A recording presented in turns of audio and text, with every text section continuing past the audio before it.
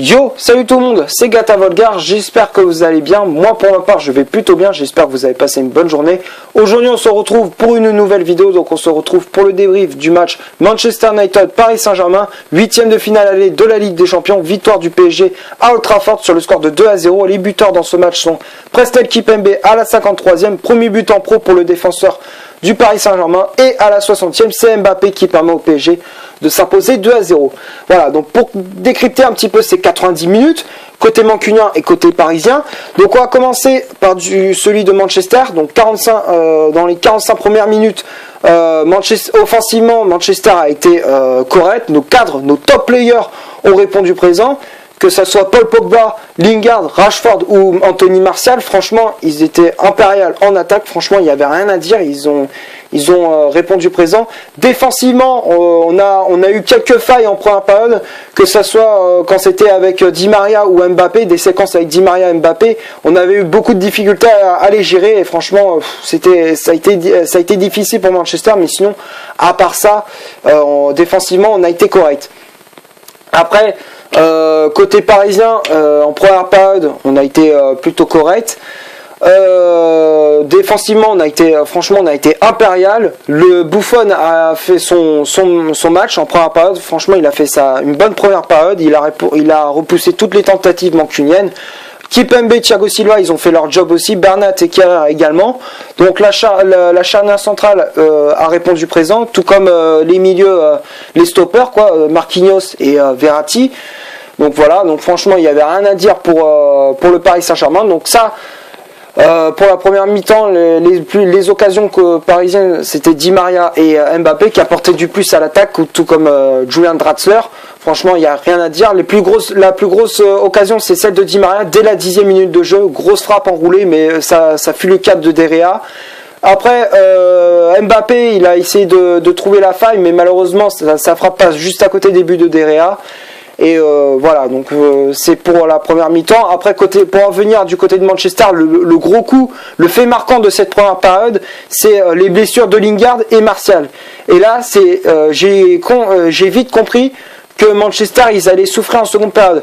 Et ils allaient être, je dirais pas à la ramasse, mais franchement, ils allaient souffrir. Ils allaient être énormément en difficulté en seconde période. Alors certes, on avait Alexis Sanchez et Juan Mata qui sont entrés en jeu, mais bon, Sanchez, il n'a pas apporté grand-chose. Il a été inexistant en seconde période. Et Mata, bon, il a essayé de dynamiser cette équipe de Manchester, mais ça n'a pas marché.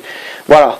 Donc ça c'est pour Manchester, et là j'étais un petit peu dégoûté quand j'ai vu Martial et Lingard sortir sur blessure, donc j'avais un peu le seum. Voilà. Et du côté du PSG, il n'y avait rien à dire en première période. Voilà, donc mi-temps 0-0, c'est un match plutôt équilibré entre les deux équipes.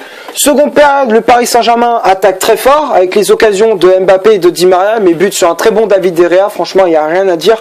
Le PSG a fait son match, et à la 53e, corner de Di Maria, Presnel Kimpembe vient claquer une tête et vient tromper David Derrea, franchement il n'y a rien à dire.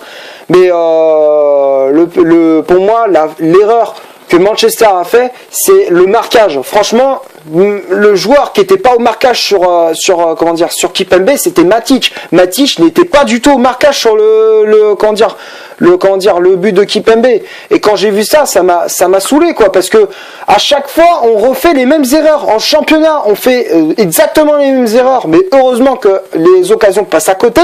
Mais là, c'est en Ligue des Champions. Là, t'as pas le droit de faire ce genre d'erreur. T'as pas le droit, c'est interdit. Et malheureusement, on fait cette même connerie, et la preuve, on s'encaisse un but. Voilà, on subit les conséquences.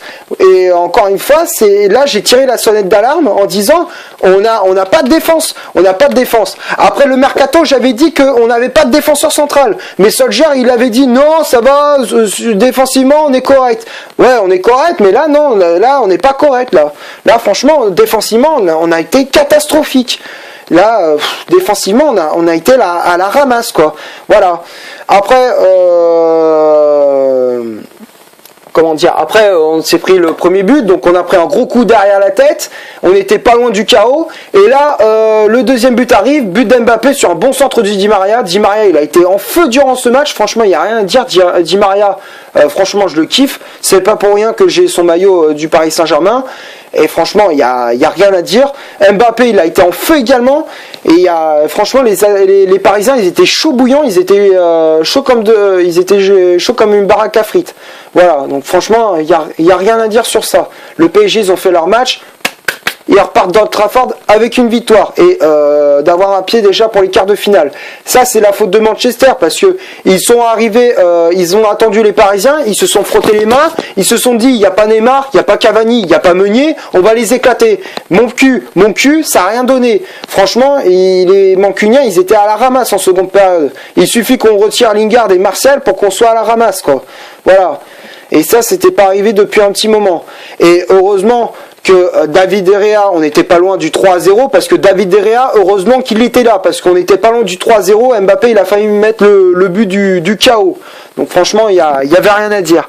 Après, bon, le problème c'est que Manchester se réveille à un quart d'heure de la fin du match, alors que bon, on sait très bien que le PSG avait tout bloqué, quoi. Les passes, elles étaient trop téléphonées. Voilà, quoi. Le problème c'est que nos passes étaient trop téléphonées, donc du coup le PSG a intercepté facilement les ballons, quoi. Voilà. Après les remplaçants Sanchez, Lukaku et Mata, il a essayé de dynamiser cette équipe de Manchester et Lukaku et Sanchez, ils étaient inexistants, ils n'ont rien apporté à l'équipe de Manchester. Et côté parisien, Dagba est rentré en jeu pour la jouer. Tourelle, il a voulu la jouer défensive et il avait très bien raison. Et Paredes, il a voulu ajouter un peu de force et de fraîcheur dans cette équipe du Paris Saint-Germain, parce qu'on savait que Verratti à la fin du match, il était cuit de chez cuit. Franchement, il n'y avait rien à dire. Verratti, il a fait son match. Voilà. Donc là, la fin du match siffle. Avant la fin du match, là, l'arbitre, il fait un truc, mais complètement stupide. Il sort un carton rouge pour Paul Pogba sur une faute de Dani Alves. Alors que bon, Dani Alves, on sait très bien qu'il en rajoute. Alors, je comprends pas pourquoi il sort le carton rouge. C'est pas nécessaire, quoi. Et ce que je comprends pas, c'est que pourquoi Solskjaer, il sait très bien que Pogba, il s'est pris un carton jaune. Et ce que je comprends pas, c'est pourquoi il le fait pas sortir. Pourquoi il a pas fait rentrer Fred? Parce que Fred, il est pareil que Pogba. Il rapporte de la vivacité, de la technicité, de la vitesse dans le jeu, voilà. Donc il n'y a rien à dire sur Fred, voilà. Et ce que je comprends pas, c'est pourquoi il l'a pas fait rentrer en jeu. C'est dommage, quoi. Voilà. Et et à cause de ça, on se supprime tout seul, on se punit tout seul en retirant Pogba, voilà, on se punit tout seul. C'est une connerie que Manchester a fait. Et côté parisien, il n'y a rien à dire. Franchement, le PSG, on a été supérieur par rapport à Manchester, donc franchement, il n'y a rien à dire. Alors, je sais, depuis le début de la vidéo, je fais une petite parenthèse, vous me dites, ouais, il dit plus on du côté de Manchester, mais aussi il dit on du côté du Paris Saint-Germain. Forcément, mon cœur, il est divisé en deux. Il y a un côté mancunien et un côté parisien. Donc forcément, je suis obligé de dire on des deux côtés, quoi. Voilà. Donc c'est ce que j'avais à dire. Donc voilà, je ferme la parenthèse. Maintenant, on va passer à la compo de Thomas Tuchel et à la composition d'équipe qu'Ole Gunnar Solskjaer a aligné. Donc les deux tacticiens, deux entraîneurs, les techniciens ont aligné. Donc on va commencer par celui de Manchester United. Donc la composition d'équipe qu'Ole Gunnar Solskjaer a aligné, donc ça a été un 4-3-3. Je comprends pas pourquoi il a aligné un 4-3-3 au lieu d'utiliser le 4-2-3-1. Et voilà, donc la compo c'était un 4-3-3, donc avec David De Gea dans les cages de Manchester United. La charnière centrale c'était Eric Bailly associé à Victor Lindelof, Ashley Young latéral droit capitaine de cette équipe de Manchester, Luke Shaw latéral gauche, Matic en sentinelle, Herrera et Pogba en poste de milieu récupérateur, Rashford en numéro 10, donc en numéro 9 je veux dire, pardon. Lingard ailier droit et Anthony Martial ailier gauche. Et il y a eu aussi les remplaçants qui étaient rentrés en jeu. Il y avait Sanchez à la place de Lingard, Lukaku à la place de Rashford et Mata à la place d'Anthony Martial. Et côté parisien, la compo c'était un 4-2-3-1 avec Buffon dans les cages du Paris Saint-Germain. La charnière centrale c'était Kimpembe associé à Thiago Silva, Bernat latéral gauche, Kerrer latéral droit, Verratti et Marquinhos en poste de stopper, Draxler en numéro 10, Dani Alves milieu latéral droit, Di Maria milieu latéral gauche et en pointe de l'attaque du Paris Saint-Germain c'était Kylian Mbappé. Il y a eu ceux qui étaient entrés en jeu comme j'avais dit, Dagba à la place de Di Maria et Leandro Paredes à la place de Verratti. Donc voilà pour les compositions d'équipe. Donc parler un petit peu des choix tactiques des deux entraîneurs. Ce qui me surprend aussi du côté de Manchester, c'est pourquoi je comprends pas pourquoi Ole Gunnar Solskjaer il change du jour au lendemain, il passe du 4-2-3-1 alors qu'il marchait à merveille au 4-3-3. Alors certes, il avait marché lors du premier match, mais c'était contre Cardiff, et Cardiff c'était une équipe assez faible. Là, c'est contre Paris Saint-Germain, et quand les joueurs ils étaient tellement habitués au 4-2-3-1 de Solskjaer qu'ils sont perdus sur le 4-3-3. Moi personnellement, le Manchester, ils étaient complètement déboussolés lorsque Solskjaer il a mis son 4-3-3. Ça, c'est le truc que j'ai pas compris, quoi. Et côté parisien, et aussi ce que je reproche à Solskjaer, c'est qu'il fait pas comme Thomas Tuchel. Thomas Tuchel, par exemple, lui, en championnat, il essaye plusieurs tactiques, il essaye plusieurs formations, il essaye le 3-4-3, et des fois ça marche, il essaye le 3-5-2, des fois ça marche, il essaye le 4-4-2, ça marche, voilà, il teste plein de trucs, il teste plein de tactiques différentes, et des fois, quand ça marche pas, il fait changer en cours de match, et Solskjaer, il le fait, mais pas tout le temps. Le problème, c'est qu'il se fixe tout le temps au 4-2-3-1. Et c'est ce que je lui reproche. Il fait pas des tests, il change pas souvent. Et c'est ce que je lui reproche. Alors, certes, ça marche et tout, mais quand par exemple, lors d'un match, tu veux tester le 4-3-3, quand tu sais que ça marche pas, tu passes du 4-3-3 et tu passes du 4-3-3 au 4-2-3-1. Voilà, et tu mets Pogba en numéro 10. Voilà, et on n'en parle plus. Voilà, c'est ce que je reproche à Solskjaer, quoi. Voilà.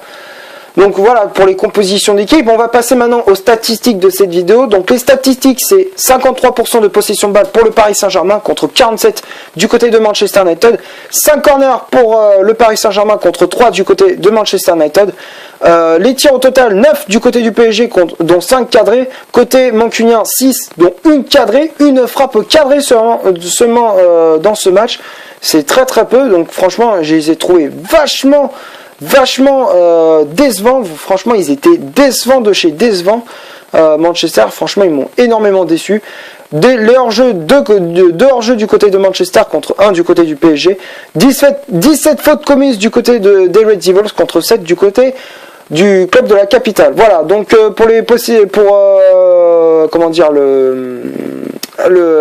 les statistiques, voilà.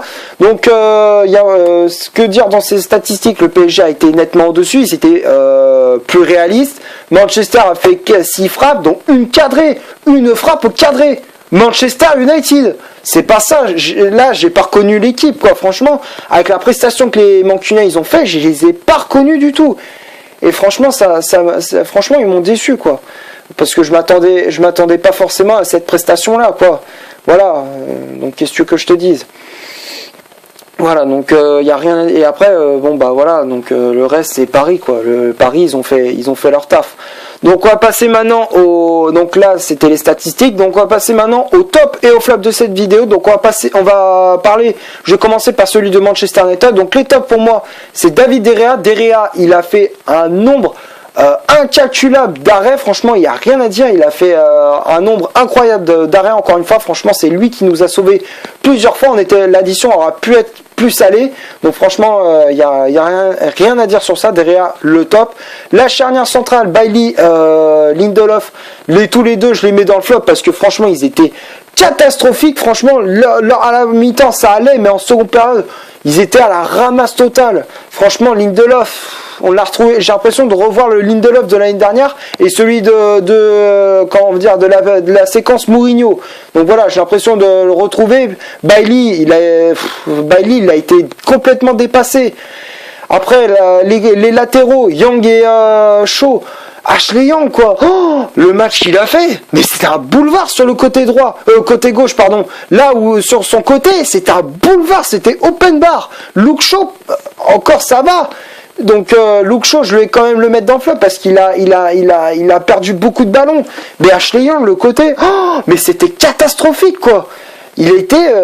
Franchement, il a été à la ramasse. Alors d'habitude, il nous fait du bien sur le côté droit. Mais là, franchement, je l'ai pas reconnu du tout. Il a été à la ramasse. Après, le milieu, Matic, je vais le mettre dans le flop également. Non, alors, à part la première période où il a récupéré pas mal de ballons, à part ça, il est fautif sur le but de Kipembe. Après, Pogba, en première période, il a fait une accélération. À part ça, on l'a pas vu du match, il a été inexistant. Donc Pogba, je le mets dans le flop. Matic, pareil. Herrera, je le mets dans le top parce que c'est le seul qui mouillait le maillot, qui avait la grinta et qui allait au charbon. Lui, c'était le seul qui allait au charbon, quoi. Après, Rashford, l'attaque, Lingard, Martial, Rashford, les trois, je les mets dans le top. Même si Martial et Lingard, ils sont sortis sur blessure. À part ça, c'était eux qui géraient l'attaque avec Rashford. Et franchement, il n'y a rien à dire sur ça. Ils ont été impérial en attaque. Et après les remplaçants, Mata je le mets dans le top parce que quand même il a dynamisé cette équipe de Manchester. Et les flops que je mettrais, c'est Lukaku et Sanchez. Voilà, donc Sanchez il a été inexistant en seconde période. Depuis qu'il est rentré en jeu, eh ben, j'ai vu aucune différence, tout comme Romelu Lukaku, je n'ai vu aucune différence. Donc c'est-à-dire que les deux, ils étaient à la ramasse. Et ce que je comprends pas, c'est que pourquoi il n'a pas fait sortir par exemple Victor Lindelof, il fait un choix, pour en venir au choix tactique. Je comprends pas pourquoi Solskjaer il a pas fait sortir Victor Lindelof et qu'il fasse rentrer Phil Jones. Et pourquoi il a pas fait sortir Paul Pogba et qu'il fasse rentrer Fred. Parce que Sanchez, ceux qui sont rentrés au lieu, par exemple, ceux qui sont rentrés en jeu, Lukaku et Sanchez, ils étaient inexistants. Ils ont servi à rien. Voilà. Et voilà, donc c'est tout ce que j'avais à dire du côté de Manchester. Donc franchement, il n'y a rien à dire. Paris a fait leur match, ils étaient plus réalistes que Manchester et basta quoi. Voilà. Donc on va pas, et du côté du Paris Saint-Germain, donc Buffon, franchement il n'y a rien à dire, tout le monde a répondu présent, donc pour moi tout le monde est dans le top. Côté parisien, tout le monde a été flamboyant, franchement il y a rien à dire sur ça. Le PSG c'est le top du top. Donc voilà, et même les remplaçants Paredes et Dagba, ils étaient très bons quoi. Voilà, donc il n'y a rien à dire sur ça. Et donc aussi je voudrais pousser aussi un petit coup de gueule, c'est non pas par rapport au match mais c'est aux supporters de Manchester United et du Paris Saint-Germain aussi, parce que bon les Parisiens vous pouvez fêter la victoire mais quand même ce que vous avez fait en fin de match c'est pas fair play non plus, c'est pas fair play du tout hein. Parce que j'ai commencé par celui du PSG, les Parisiens, alors ok vous êtes contents, vous êtes heureux de gagner ce match, ok, mais c'est pas la peine de faire des hola olé à la fin du match pour chambrer les supporters de Manchester ou alors même les joueurs quoi de Manchester. Donc c'est pas comment dire, c'est pas nécessaire ça. Alors aussi, ce qui m'énerve aussi, c'est que vous dites aussi, on est chez nous. Oui, vous pouvez dire ça au Parc des Princes, mais pas à Old Trafford, quoi. Alors, je veux bien que vous mettiez de l'ambiance, mais dites pas ça aussi. Franchement, ça, c'est n'importe quoi. Là, j'ai trouvé ça complètement nul. Ça, j'ai trouvé ça nul. Et, après, du côté de Manchester, donc là c'était la petite parenthèse coup de gueule pour le Paris Saint-Germain. Et pour Manchester United, ce qui m'a énervé, c'est que c'est qu'à un moment lors du corner de Di Maria, t'as une trentaine de supporters de Manchester, ils ont sifflé pour Di Maria, il l'a insulté, ils criaient, ils hurlaient le nom de Di Maria. Mais les mecs, vous avez oublié que Di Maria, il a porté le maillot de Manchester, il a porté le numéro 7, d'ailleurs je vais te le montrer, tiens. Parce que là, franchement, les mecs, ils ont oublié qu'il a porté le maillot, voilà. C'est peut-être pas ici, je sais pas, mais bon, bref. Enfin, il est pas là, bon, c'est pas grave, mais voilà. Il a quand même porté le maillot de Manchester pendant 2 ans. Pendant un an et demi, je veux dire. Pendant une saison, il a porté le maillot de Manchester et vous osez le critiquer, quoi. Vous osez le charrier, quoi. Ça, je trouve ça dégueulasse. Et même à un moment, j'ai vu un mec qui balance une bouteille de bière à la gueule de Di Maria. Et ça, je trouve ça dégueulasse, quoi. Franchement, c'est pas normal, quoi. Il a porté... certes, on a fait de conneries de le vendre, mais quand même, les gars, un peu de respect pour Di Maria, parce que c'est lui qui nous sortait des fois de la crise, parce que des fois, lorsqu'on était au bord du gouffre, c'est lui qui nous sortait de la merde, quoi. Voilà, donc, quand même, faut le respecter, quoi. Et il faut lui dire merci, parce qu'en attendant, c'est lui qui nous a sauvés plusieurs fois. Voilà, donc ça, il y a rien. Donc ça, franchement, je suis désolé, mais pour moi, la vingtaine de supporters, franchement, c'est pas des supporters de Manchester, ça se voit, parce que c'est des mecs qu'ils ont oublié. Ils sont à l'époque de Ferguson, et là ils oublient qu'il y a des joueurs, par exemple, ils sont restés une saison, ils ont oublié, et dès qu'ils sont là en faveur de l'adversaire, ils jouent pour l'adversaire, là ça y est, ils les mettent à siffler, ils gueulent, ils hurlent, ils humilient. Ça c'est nul à chier. Voilà, ça je trouve ça nul à chier. Voilà, donc ça c'était la parenthèse coup de gueule. Voilà, donc elle est terminée. Voilà, donc c'est tout ce que j'avais à dire. Merci d'avoir regardé cette vidéo. Comme d'hab, si ça t'a plu, tu laisses un énorme like. Tu cliques ici pour t'abonner pour rien rater de mes vidéos. Tu cliques ici pour en voir une autre si tu le souhaites. Je suis désolé si la vidéo est un peu plus longue que d'habitude. C'est parce que tout simplement il fallait que je décrypte le match entre les deux équipes. Parce que forcément c'est mes deux équipes favorites. Voilà, donc allez Manchester United. J'espère que vous allez vous ressaisir pour le prochain match contre Chelsea. Voilà, et le prochain match pour le Paris Saint-Germain. Donc j'espère que le PSG a retenu les sons pour le supporter. Voilà, donc enfin comment dire, pour la provocation et tout, j'espère qu'ils ont retenu ça.